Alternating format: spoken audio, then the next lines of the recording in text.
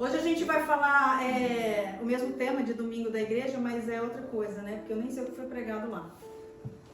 Tudo muda quando Deus fala, né? Vamos abrir no Salmo 20. Ah, não é Salmo 20, é Salmo 29, do 3 ao 7. Salmo 29, do 3 ao 7. Amém? Todo mundo? Amém. A voz do Senhor é ouvida sobre as águas. Né? Aqui a gente vai falar sobre a voz do Senhor, como a voz do Senhor é poderosa. Né? Vamos terminar esse versículo. A voz do Senhor é ouvida sobre as águas, que significa dificuldades, né? Quando a gente está em dificuldade, a gente busca o Senhor, a voz dele ecoa sobre as águas, sobre toda aquela diversidade que a gente está vivendo e com certeza ele troveja respostas para nós, que é a próxima linha. O glorioso Deus troveja e sobre os mares se ouve a sua voz. Olha como Deus é poderoso. A voz do Senhor é cheia de poder e majestade. A sua voz quebra as árvores de cedro, quebra até os cedros dos montes Líbanos. E aqui no 7 diz: a voz do Senhor faz brilhar o relâmpago. Olha que poder. Tem uma tradução que diz: a voz do Senhor separa as labaredas de fogo. A sua? Gente, alguém consegue imaginar uma labareda de fogo sendo dividida? Olha como a voz do Senhor é poderosa, né? E a gente só consegue perceber esse poder. Vocês já perceberam? Quando a gente está numa adversidade, quando a gente está numa luta. Parece que quando tudo está mais ou menos, a gente está em paz, a gente não consegue perceber o poder da voz do Senhor. Mas quando a gente está fraquinho, a gente está mais dependente, né? A gente busca mais. E é nessa hora que a gente percebe a voz do Senhor e como ela é poderosa. Hoje cedo mesmo, né? A gente acorda às vezes não muito bem, né? Isso é natural, né? Do ser humano. E o Senhor falou tão forte comigo. Você tem poder de lutar. Você não precisa aceitar. Você pode lutar. Você tem a escolha de lutar, né? E olha, isso foi tão poderoso que simplesmente o meu dia foi diferente. Amém, Jesus. Porque toda vez que a gente buscar nessa voz, vai ter socorro, vai ter escape, vai ter resposta. A gente que é cristão e que vive da palavra, né? Porque a gente não gosta nem de falar que a gente tem religião, né? Eu pelo menos não gosto, né? Eu gosto de falar que eu sou praticante da palavra. A gente tem essa intimidade, a gente já tem esse hábito, a gente sabe onde correr, a gente sabe onde buscar, a gente conhece a fonte, né? Isso que o Nardelli fez aqui sobre o barulho, da gente não conseguir ouvir a palavra, que é a própria voz de Deus, é o que acontece conosco, né? O barulho das lutas, elas ecoam na nossa mente, né? E às vezes elas parecem tão altas e tão grandes que a gente não consegue mais ouvir a voz de Deus, né? A voz da paz, a voz do sossegue que vai dar tudo certo, a voz de eu estou cuidando de tudo. Como é difícil, né? E a nossa mente fica agitada com vários pensamentos. Eu quero que vocês abram a Bíblia, em 2 Timóteo 3, vamos ler esse texto. Olha, o inimigo das nossas almas, que a gente sabe muito bem quem é, ele nunca investiu tão pesado como ele está investindo ultimamente, né? E é tão interessante que ele não quer nos tirar da igreja. Ele não quer tirar a gente de um tempo. Ele quer nos esfriar. Ele quer que a gente ache que nada está resolvendo, que nada vai funcionar, que isso daqui é só para quem vivia antigamente, que ouvia Deus, igual Noé, né? E tantas coisas. Mas o inimigo, ele está investindo pesado. E sem a gente perceber, a gente vai se distanciando. A gente vai prestando atenção mais no barulho das lutas, das dificuldades, é o filho, é a empresa, né?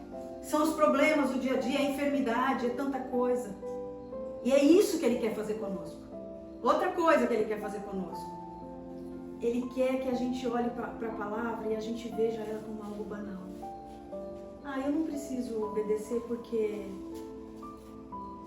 isso nunca vai acontecer comigo. E a gente vai empurrando, e a gente vai banalizando tudo isso. E a somatória de tudo isso é bem grande lá na frente. Porque aí você olha para você mesmo e você percebe que você não consegue avançar, que as coisas não saem do lugar. Né? Como Adão, que Deus perguntou, onde você estava? Onde você estava, não, eu sempre troco. O que é que você estava fazendo? Porque o que ele estava fazendo demonstrava onde ele estava.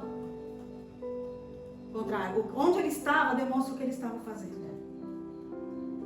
Né? A gente precisa, hoje, como cristãos, estar bem desperto. Todo mundo achou 2 Timóteo 3? Sim. Vamos ler. É um texto pesado, né? Porque a Bíblia ela não vem nos massagear, ela vem para forjar o nosso caráter, né? Para nos transformar.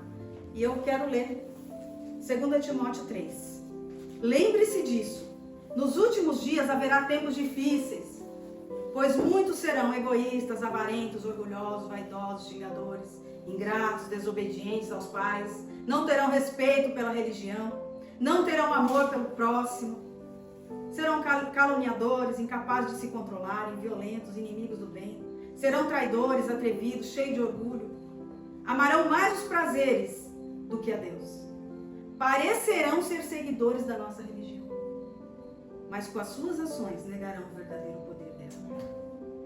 Olha que versículo profundo. Aqui o Senhor colocou um rol de pessoas que estão dentro das igrejas, dentro das religiões em geral, né? Não só da igreja evangélica. E olha o 5 como é profundo. Parecerão ser seguidores da nossa religião, mas com as suas ações negarão o verdadeiro poder que existe nela.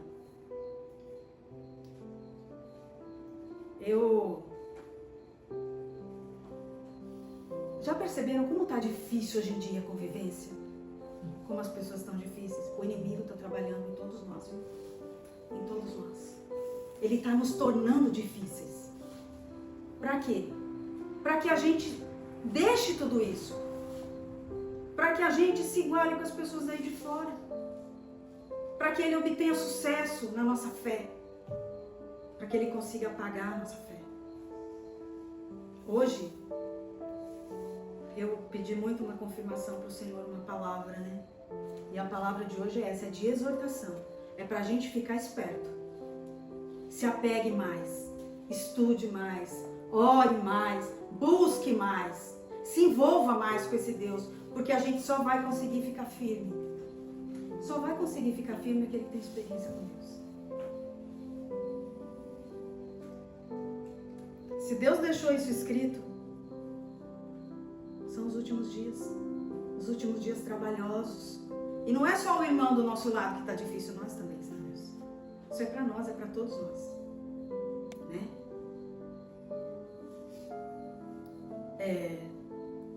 Em 2 Coríntios 5:7 fala assim, ó. Alguém quer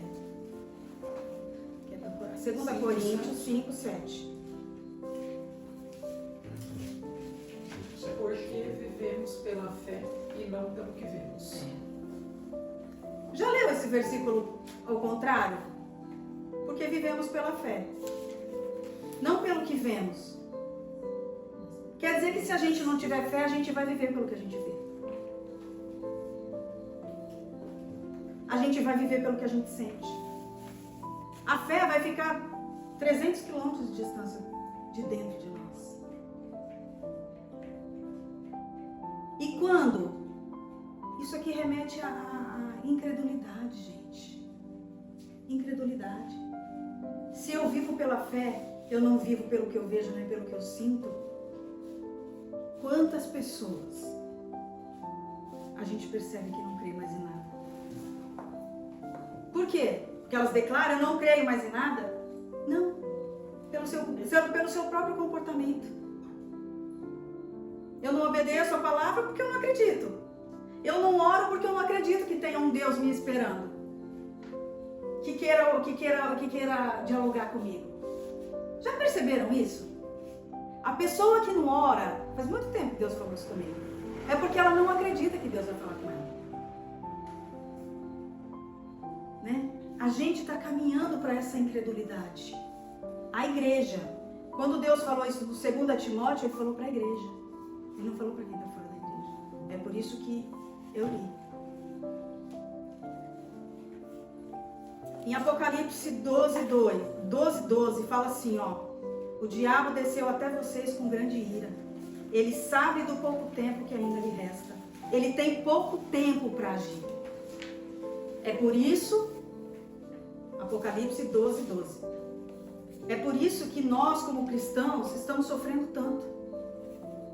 Porque o diabo nunca investiu tão pesado nos cristãos. Para que a gente fale qualquer coisa, para que a gente leve o nosso nome de cristão de qualquer jeito, para que a gente não leve as coisas a sério, para que a gente banalize a santidade, né? A gente não tenha cuidado com as palavras, a gente fala qualquer palavra para o irmão, magoa, ofende. Dentro da nossa casa não temos o cuidado. A nossa família é o nosso primeiro ministério.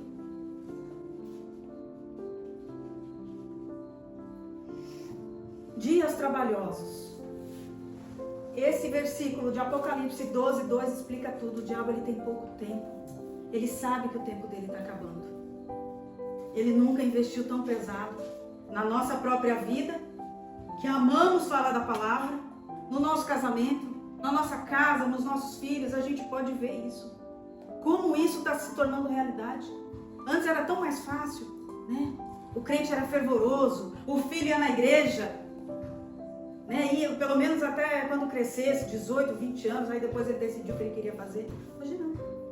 Hoje com 10, 12 anos já fala assim, eu não vou mais, tá? É difícil. Os últimos tempos. E nós, como o Senhor está falando que nós estamos nos tornando pessoas trabalhosas, nós precisamos, às vezes, dar um passo atrás, reconsiderar alguns comportamentos, reconsiderar a forma que a gente pensa, a forma com que a gente explode. Isso não é coisa de cristão. Explodir é coisa de cristão. Explodir não é coisa de cristão. E as pessoas estão achando isso comum, né?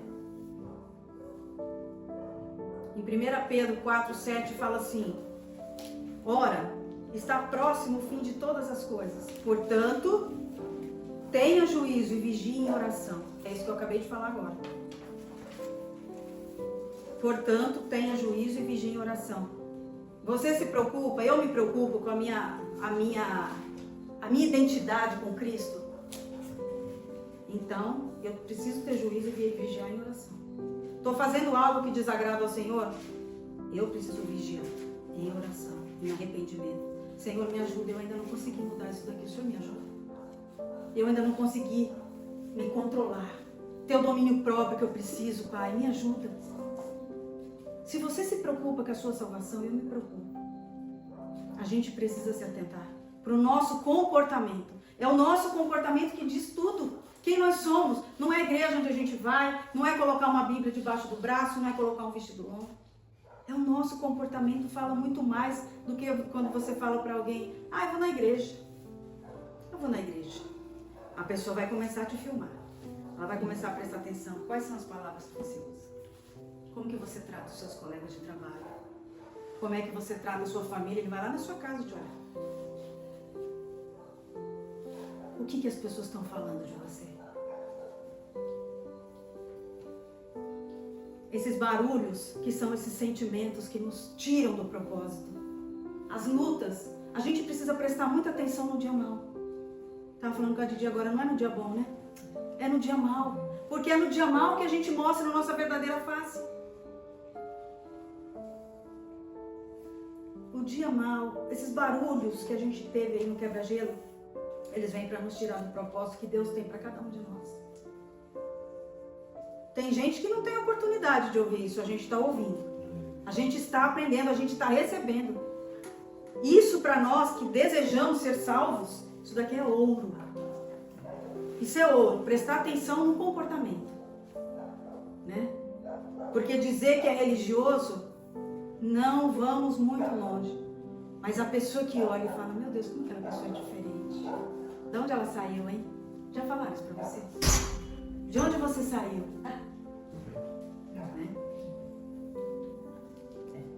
A gente precisa tomar cuidado. O inimigo, ele tá vindo para tirar a palavra que a gente ouve.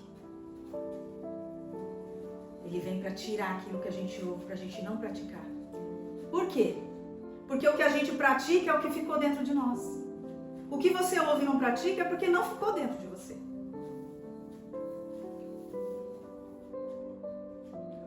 A gente vai falar sobre Emaús. A gente vai falar sobre os 2 seguidores de Jesus que estavam indo para Emaús. É Lucas 24, 13. Vamos lá? A gente está falando sobre ouvir a voz de Deus. E aqui está um exemplo de pessoas que ouviram a voz de Deus, mas num momento de tribulação esqueceram tudo. Lucas 13.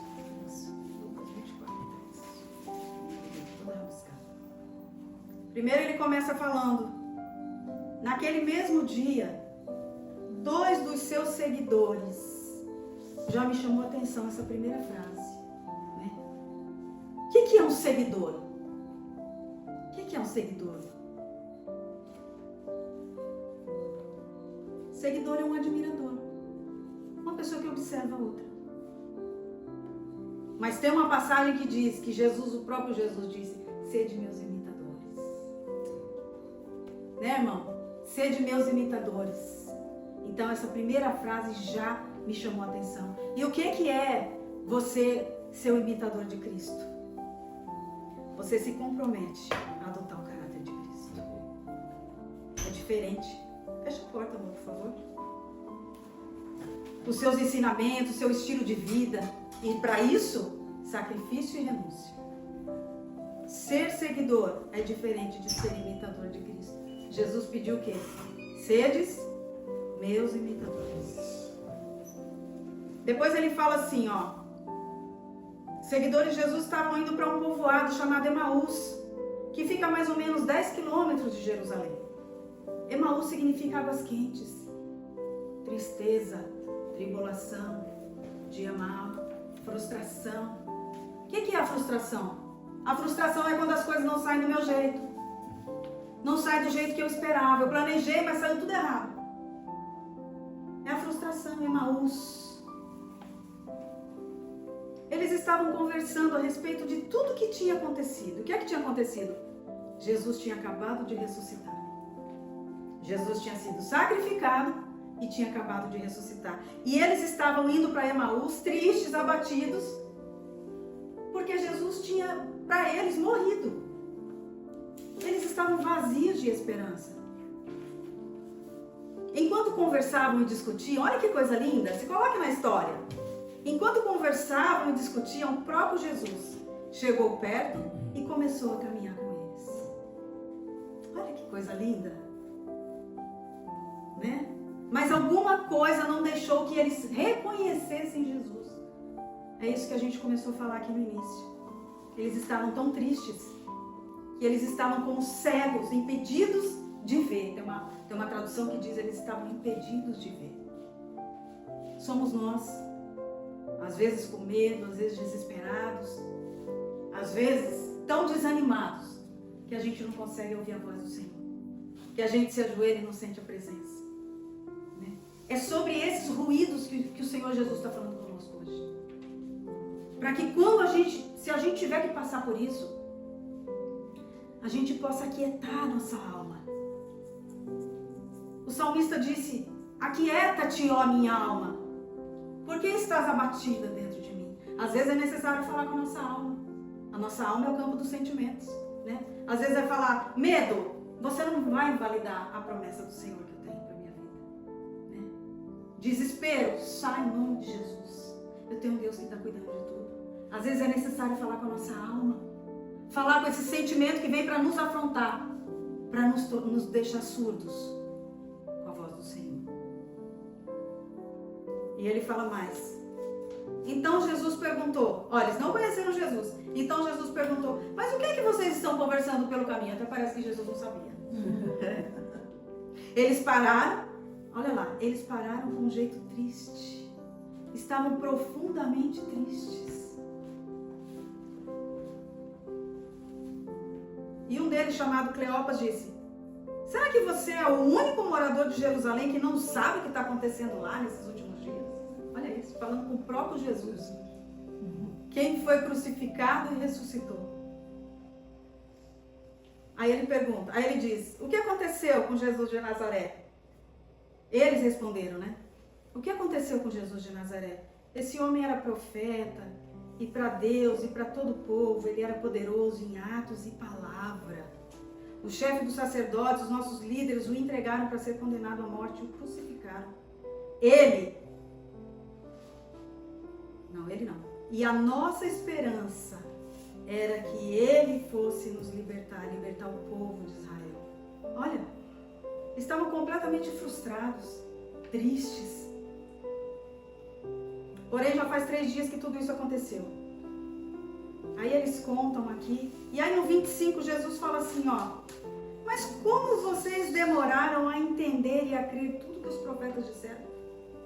Jesus falou: vocês estiveram comigo, andaram comigo, leram sobre os profetas, e mesmo assim vocês não acreditaram, não acreditam? Como vocês demoram a entender e crer em tudo que os profetas disseram? Somos nós. No dia da nossa frustração, a gente esquece tudo que nós aprendemos na palavra.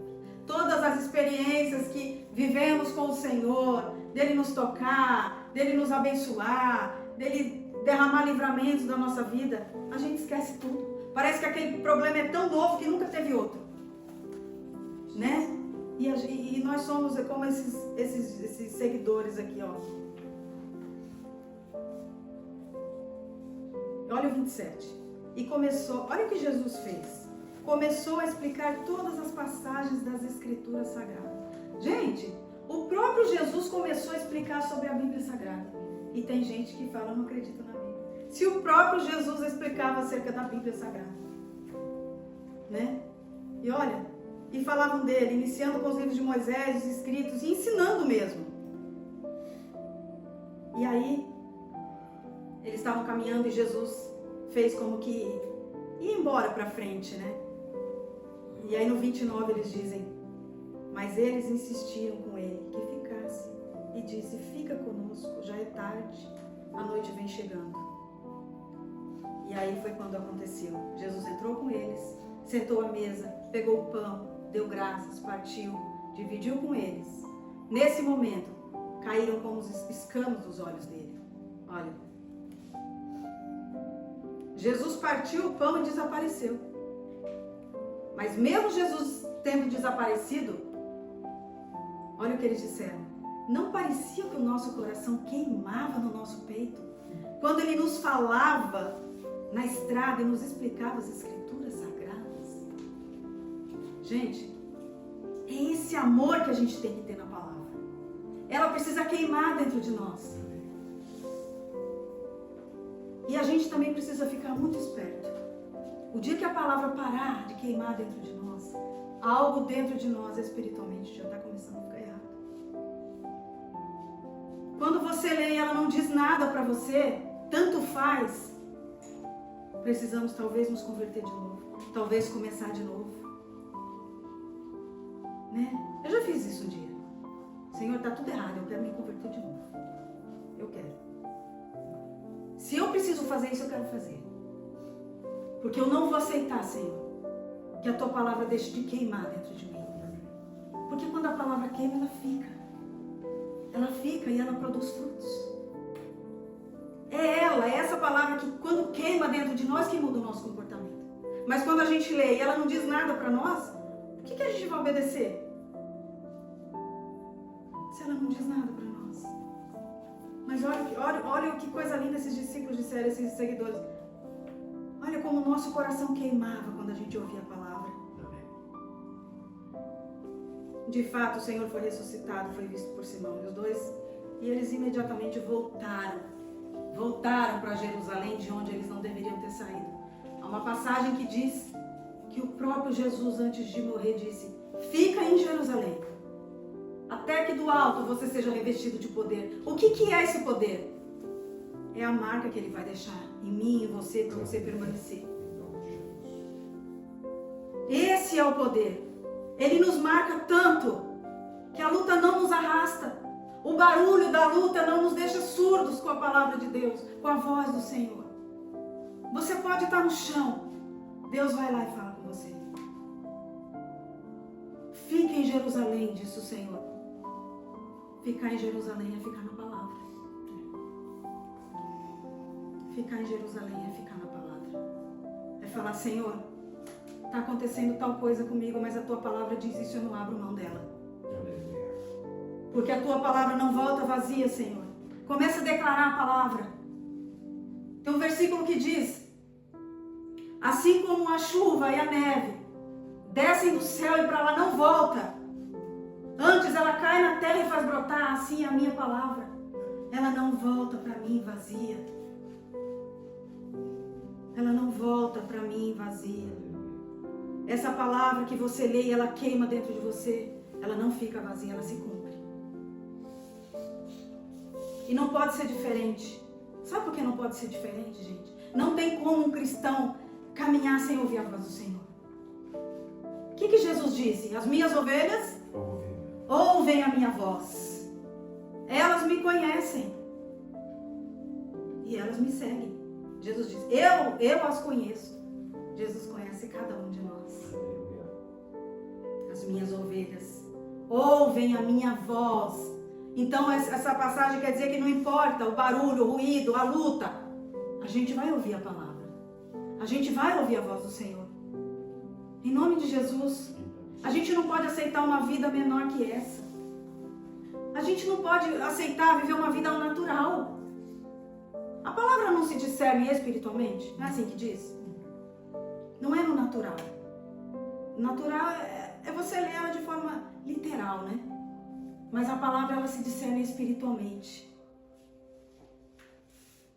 Quando você tem esse discernimento espiritual da palavra, não tem como você sair. Você já está tão enraizado, tão aprofundado em Cristo e na presença desse Cristo, que não tem como a gente sair. Não importa o ruído, não importa a luta. Essa que eu falei agora, as minhas ovelhas ouvem a minha voz. Eu as conheço, Jesus disse. Jesus nos conhece. E glória a Deus por isso, né? Glória a Deus por isso. Glória a Deus por isso.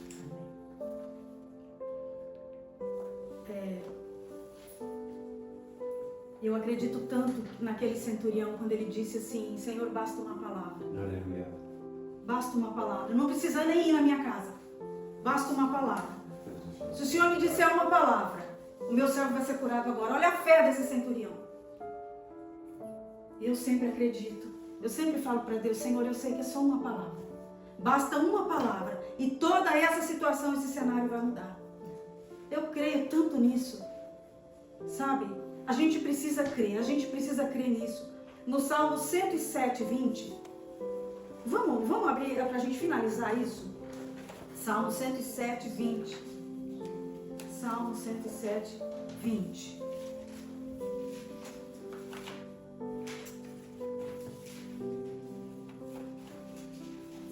Alguém quer ler? Por favor. Ele enviou a sua palavra e os curou. Ele os livrou da morte. Olha que profundo. Quando o Senhor nos envia uma palavra, a palavra que o Senhor nos envia é para nos curar. Aleluia. Não só no físico, na nossa alma, na nossa mente, na nossa fé, na nossa infância, na nossa existência, na nossa santidade. A palavra do Senhor, ela vem para nos curar. Ela sempre vem para nos curar. Ela sempre vem fazer algo dentro de nós. Olha, se por algum motivo você está indo para Emaús, volta para a palavra. Volta para a obediência da palavra. Volta para a reverência à palavra. Essa palavra é tão viva que olha que nós lemos lá no início, que a palavra do Senhor divide as labaredas de fogo. Aleluia. O que ela não pode fazer na nossa vida? Se a gente disser, Senhor, eu não abro mão dessa palavra. Senhor, eu quero que essa palavra se cumpra na minha vida. Volte para Jerusalém. Às vezes a gente vai se pegar indo para Emaús. Tristes, abatidos, com medo, ou muito eufórico, ou muito feliz. Porque isso também nos tira, né? muito bem sucedido, né? Cheio de conquista e de sucesso. Precisamos ter cuidado para não sair de Jerusalém. Existe um temor também muito grande para quem é bem sucedido. Que é muito mais fácil a gente cair quando tudo vai bem do que no dia da mal que a gente está na dependência do Senhor. Precisamos atentar para isso. Vamos orar? Em nome de Jesus. Em nome de Jesus. Eu creio que se a gente ficar em Jerusalém, se a gente ficar na palavra, como esses seguidores de Cristo, que voltaram imediatamente para Jerusalém, para serem marcados ali, porque Jesus disse, né? Se você ficar em Jerusalém, você vai ser marcado. Do alto, você vai receber poder. Em qual área da sua vida você precisa de poder? Qual? Eu preciso. Eu preciso. Eu acho que todos nós temos um Emaús na nossa vida. Fica na palavra. No sorriso ou nas lágrimas. Fica na palavra. Porque aqui é garantia que tem poder. Em nome de Jesus. Não vai faltar a voz do céu. Não vai faltar a voz do céu. Às vezes, nos vemos caminhando num deserto. Mas o que é que tinha lá no deserto para aquele povo? Maná, água, codornizes, coluna de fogo à noite, nuvem durante o dia. Não faltou nada para eles. Mas eles murmuravam, reclamavam, estavam sempre insatisfeitos. Todos morreram. Precisamos tomar cuidado com a palavra ela se cumpre. Em nome de Jesus. Vamos orar? Amém. Vamos orar? Amém. Pai, obrigado, Senhor. Obrigado pela tua palavra, Pai. Obrigado, Senhor, por tudo que o Senhor fez nesse lugar, Pai. Obrigado porque hoje o Senhor nos sacudiu, Pai. Assim como toda quarta-feira o Senhor tem sacudido, Pai, o nosso coração, a nossa alma, Senhor. Precisamos nos alinhar com o Senhor, com o propósito que o Senhor tem na vida de cada um de nós, Pai. Oh, meu Deus, para não ficarmos murmurando, reclamando, precisamos nos dispor em te buscar, Senhor, em oração, em arrependimento, às vezes dar um passo atrás, Pai. Senhor, em nome de Jesus, eu creio que o Senhor tem coisas grandes para fazer nesse lugar. Amém. Coisas grandes, o Senhor tem coisas grandes para nós, Pai. Mas precisamos, Senhor, muitas vezes tirar da nossa vida tudo que não presta, coisas que nos separam de Ti, orgulho, pecado. Nos ensina, Senhor, nos mostra, Pai, em nome de Jesus. Nos mostra, Senhor, como ganhar nossa família para o Senhor. Pai, como ganhar nossos vizinhos para o Senhor, Pai. Como sermos a diferença aí fora, Pai. Sermos sal, sermos luz, espalhar o Teu bom perfume aonde formos, Senhor. Oh, Pai amado, a Tua palavra diz que onde a gente pisasse os nossos pés, o Senhor nos daria aquela terra por herança. Ah, Pai, mas não temos fé, somos incrédulos, Senhor. Tratamos a Tua palavra de qualquer jeito, Senhor. Mas com a Tua graça e a Tua misericórdia, Pai, queremos, Senhor. Queremos, Senhor. Em nome de Jesus, Pai, perdoa os nossos pecados, Senhor. Em nome de Jesus, Pai, obrigado, Senhor. Obrigado pela Tua presença, Senhor, nesse lugar. Obrigado, Senhor, porque eu creio que o Senhor já deu ordens aos Teus anjos a respeito de cada pessoa que está aqui, Pai. Obrigado, Senhor. Em nome de Jesus, que privilégio, Senhor. Que privilégio poder ouvir a Tua palavra, Senhor. A Tua palavra que é vida. A Tua palavra nos dá vida, Senhor, nos lugares dentro de nós onde já morreu, Pai. A Tua palavra entra e traz vida, Senhor. Pai, nos ensina, Senhor. Nos ensina a cuidar da nossa família, Senhor. A usar, Senhor, os recursos que o Senhor nos dá, Pai, para a Tua boa obra. Oh, Senhor, para aquele que não Te conhece, Pai. Em nome de Jesus, Senhor. Responde, Senhor. Responde, Senhor, as nossas orações. Os nossos gemidos, Pai. Em nome de Jesus, Te agradecemos. Te agradecemos pela Tua grandeza. Não merecemos. Mas como o Senhor é grande, Pai. Obrigado, Senhor. Em nome de Jesus, Te agradecemos e Te louvamos. Vamos levantar um clamor pela Lívia, pelas pessoas que estão enfermas. Em nome de Jesus. Né? Pelas pessoas que você conhece, que está ali cativo, que já aparentemente desistiu. Vamos orar por essas pessoas, em nome de Jesus.